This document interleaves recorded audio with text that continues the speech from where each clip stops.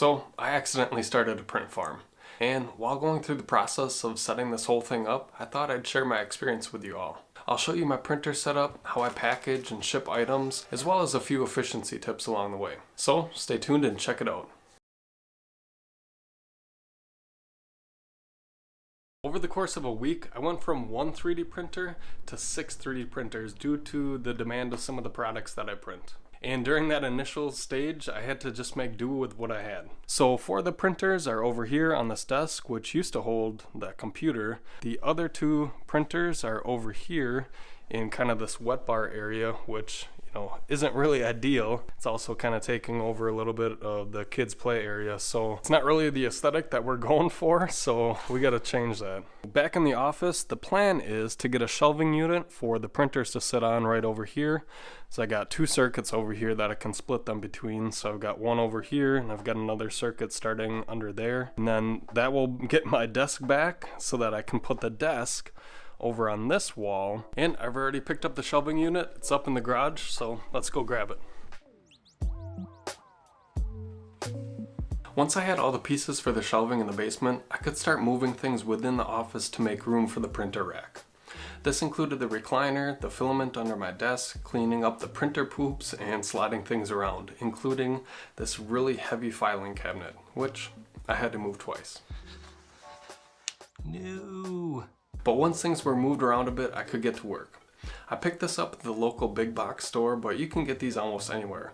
Just make sure to go with the heavy duty ones. This one's rated at 2,000 pounds per shelf, which is definitely overkill, but it's much more rigid than the cheaper options and should help reduce vibration from the printers. Alright, now that I've got the shelving unit set up, I can go and cut some MDF to size to use as the actual shelves for the printers to sit on.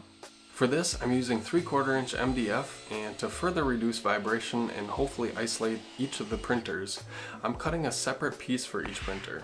Also, I'm adding weather stripping to the bottom of each shelf to further dampen any vibrations. Now, I can't take credit for this idea.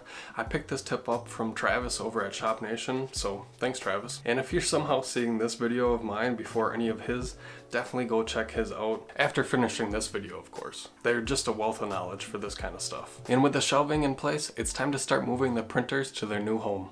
While I move these printers, let's talk a bit about power. I mentioned earlier that I have 2 circuits in this corner of the room, which is really nice. Definitely didn't plan to have a print farm in here, but it's working out pretty well so far. Side note, how many printers does it take to make a print farm? Is it double digits? Do I even have a print farm? I'm curious what you guys think, so leave a comment down below.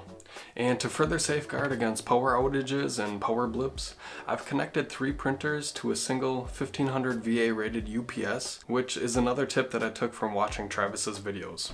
And should I need to expand the farm in the future, I'll still be able to run 9 printers off of these 2 circuits without any issues. And while the print farm is starting to come together, it's a little dark yet, so I decided to add some lighting to each shelf. I picked up a pack of these Barina LED fixtures and mounted them to the back side of the shelf. What's that? Oh, Travis also uses Barina fixtures? Of course. Well, I guess that's just another thing that I stole from one of his videos, so sorry about that, Travis. But I hope you saw that affiliate commission come through. Back to what I was saying. I mounted each of these LED fixtures to the backside of the shelf support. I did have to modify the cross member a bit for the light to fit, but otherwise these were super simple to set up. I just used some Gorilla Tape on the back of these clips and stuck them to the shelf supports. These lights aren't necessary by any means, but I definitely think they earn you a few style points.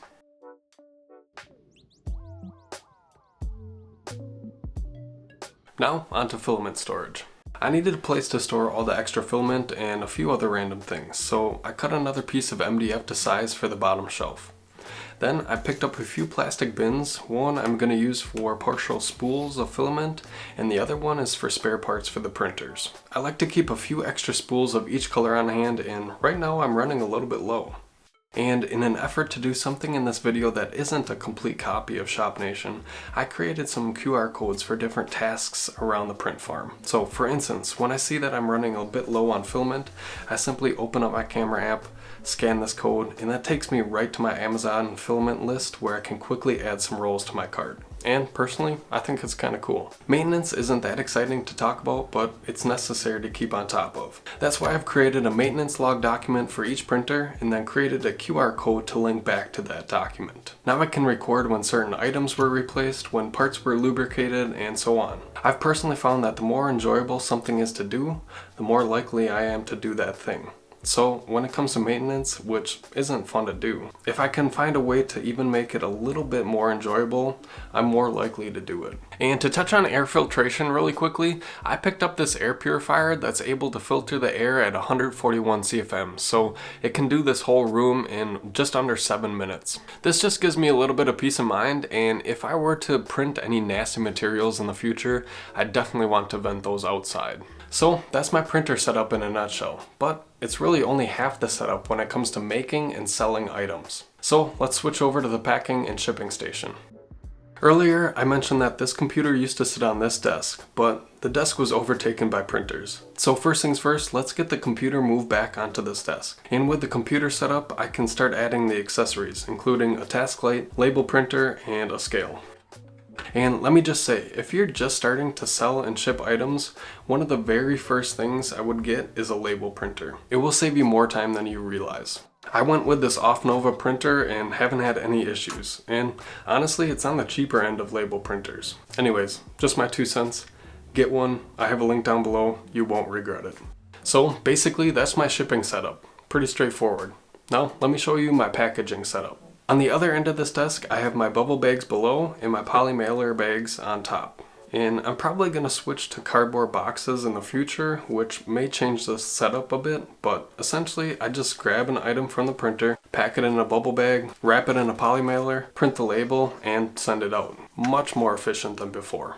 And by keeping a little bit of inventory now, I can bubble wrap items up front and save time on the back end.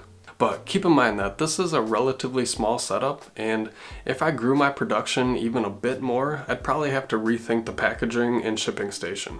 But for now, this works pretty well. I'm super thrilled with this setup so far. It's been so efficient, and just having things all set up in one room, organized well, really makes this whole print farm thing that much more enjoyable. Running a small print farm really wasn't on my radar this year, but learning from others, incorporating some of their ideas into my own farm, and coming up with some of my own solutions has been extremely fun and rewarding. I have a couple more things that I want to do to this setup before I call it complete, including adding doors for noise control on the office and possibly adding some ventilation to this room. But that's for a different video. If you have any questions, please leave a comment down below. Although I'm pretty new to 3D printing and print farming in general, I'll do my best to answer any questions that you guys put down there. And until next time, thanks for watching.